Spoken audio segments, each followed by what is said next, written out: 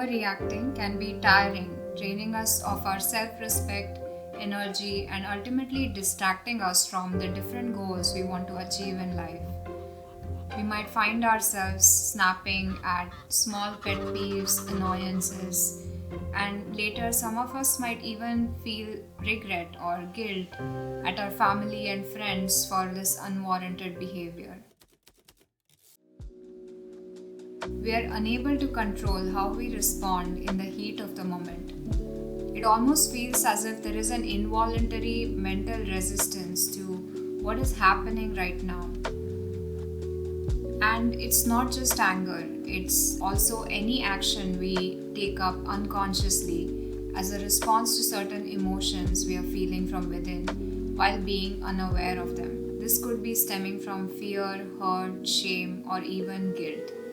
When we overreact, there is always a latent or underlying thought that comes up as a trigger. Over the years, we strengthen this perception and keep reacting the same way to similar situations as a reflex without even questioning. And as a result, we end up manifesting future experiences due to the strong subconscious beliefs we hold. Remember the time when you felt frustrated at someone else who had a different opinion than yours? In the process of trying to make them understand your viewpoint, you probably felt yourself getting angry and perhaps even felt like they weren't listening to you. When we express our opinions angrily, it can dissuade others from respecting it and fully taking it in.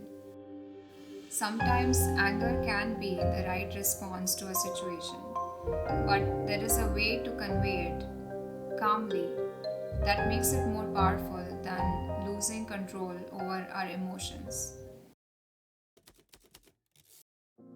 Something I feel as a prerequisite to getting better at not reacting impulsively is first to have the intention to improve.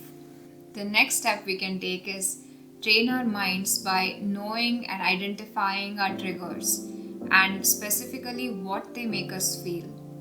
Get into a habit of observing the thoughts and dialogues that are playing in your head and examine the beliefs that you hold behind them. The next time, become aware of the emotions as they are developing in real time and notice the kind of sensations you are feeling within your body with the emotions.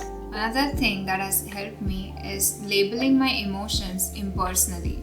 So whenever I feel angry, I can say there is anger, or whenever I feel sad, I can say there is sadness, and so on.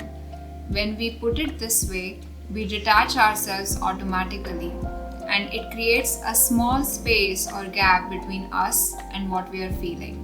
If you still end up reacting even after all this, don't feel guilty. It's completely normal. View each experience where you overreacted as a lesson and a training ground, an opportunity to get better the next time.